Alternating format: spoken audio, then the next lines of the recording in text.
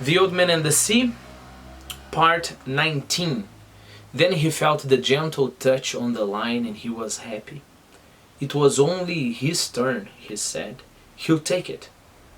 Meaning that the time I had to wait, the time I felt nothing, it was only his turn. Of course, guys, you have to imagine that the fish would, eat something of the bait here on the hook, okay? And then it wouldn't like go backwards, Then it would circle, take a turn, and then eat some more, and then take a turn. And hopefully, that's what the old man hopes now, the fish will take the whole hook. It was only his turn, he said. He'll take it. He was happy feeling the gentle pulling, and then he felt something hard and unbelievably heavy.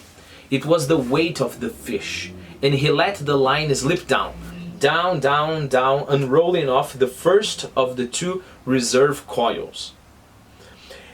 As it went down, slipping lightly through the old man's fingers, he still could feel the great weight, though the pressure of his thumb and finger were almost imperceptible, Because of course, if you, here's the line, right? If you hold the line very tightly, you can feel how heavy the fish is very easily, right? Because, the fish, you will feel the pressure of the line proportionate to the strength of the fish. But if you hold it very lightly and just let the fish take it, you have to be very perceptive to realize how heavy the fish is or how strongly the fish is pulling. What a fish, he said. He has it sideways in his mouth now, and he is moving off with it sideways. So it's here, right? It's not here, it's not here, it's here, sideways. Then he will turn and swallow it, he thought. He did not say that because he knew that if you said a good thing, it might not happen. I think that's a very nice piece of belief.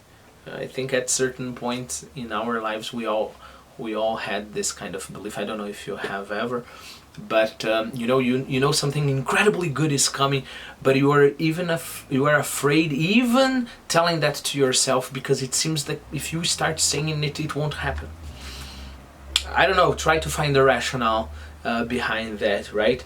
Maybe you are afraid of a hidden or invisible enemy. Your enemy will listen to your happy thoughts, and he will destroy your opportunity.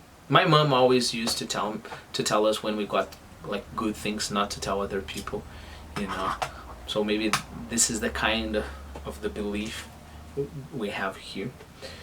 He knew what a huge fish this was, and he thought of him moving away in the darkness with the tuna held crosswise in his mouth.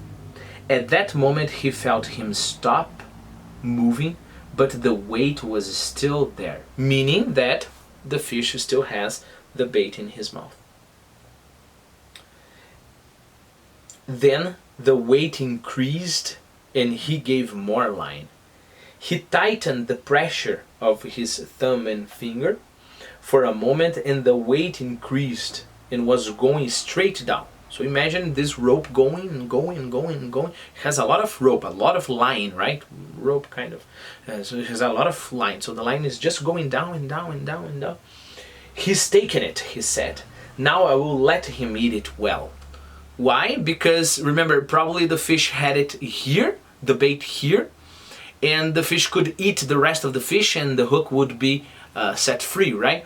But now that the fish has taken the whole stuff, so the hook is in his mouth, so it's much harder for the fish to get rid of the hook.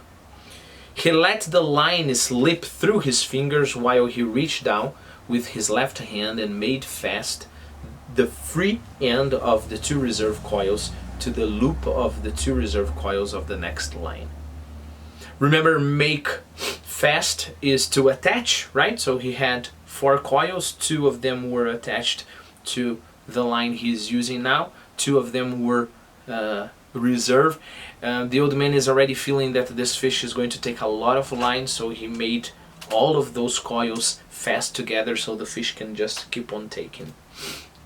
Now he was ready. He had 3 40-fathom coils of line in reserve now.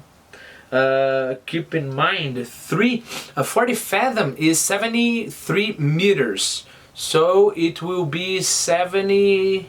He has 3, so more than 210 meters of line, right?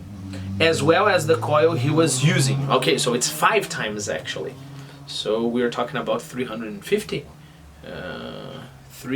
It's 5 coils of 7, 350 meters, right? More than 350 meters. Eat it a little more, he said. Eat it well. Eat it so that the point of the hook goes into your heart and kills you, he thought. Come up easy and let me put the harpoon in you. Alright, are you ready? Have you been long enough at table? At table here means, at the table eating. Of course, figuratively speaking, So have you been there at table eating enough? Now, he said aloud and struck hard with both hands. So remember, he had the line here, so now he got the line and struck the line hard with both hands. Again and again, swinging with each arm, alternately. Let me see, I wrote something here. No. Alternately on the cord with all the strength of his arms and the pivoted weight of his body. People, keep in mind that a pivot, imagine like a wheel going around, on this pole, let's say, going around. It's connected here, this is the pivot, all right?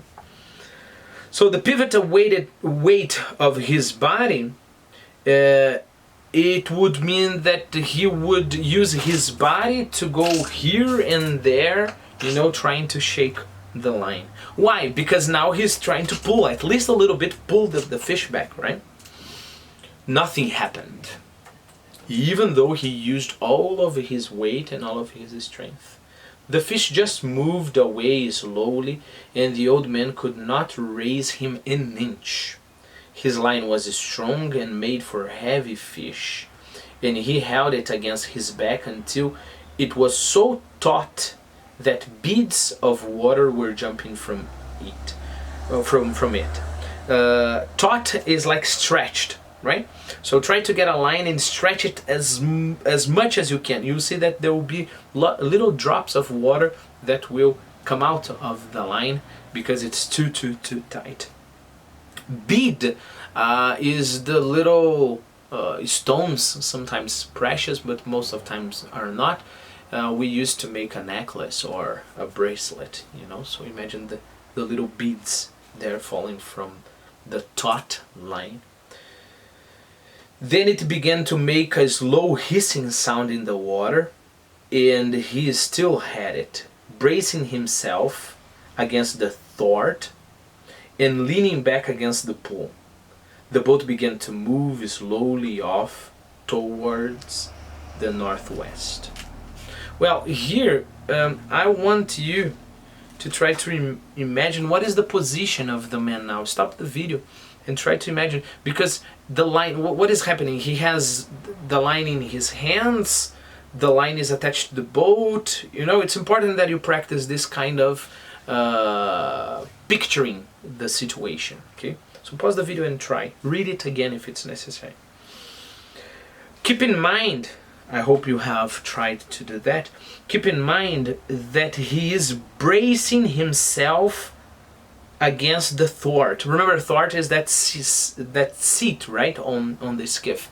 So it means that just like braces, we can use braces for your teeth, or you can use braces for a broken leg or something. Braces give you support for something. So actually, we'll see it better in the next part, the next video. Actually, the line is across his shoulder, so the fish is here in this direction, and the coils are here in this direction, and the old man has the line across his back, you know, and he's holding the line, of course, a little bit with his hand, but his shoulders are taking most of the strain there, right? And in order to stand all that pressure that would take him down to the floor of the boat, he has his hands, you know, on the thwart, and he's bracing there so he can take the strain from the back. So he's not just with his back, with all the weight on his back, right? He has also his arms, I hope you can see it, his arms here, you know, helping him. The boat began to move slowly off towards the northwest. Okay, so not only he couldn't bring the fish up, the fish didn't even stop. The fish is just swimming on, and the old man is trying to take all the strain, right? And the fish doesn't see any, apparently doesn't see any difference, so the fish is towing the whole boat with the old man inside it.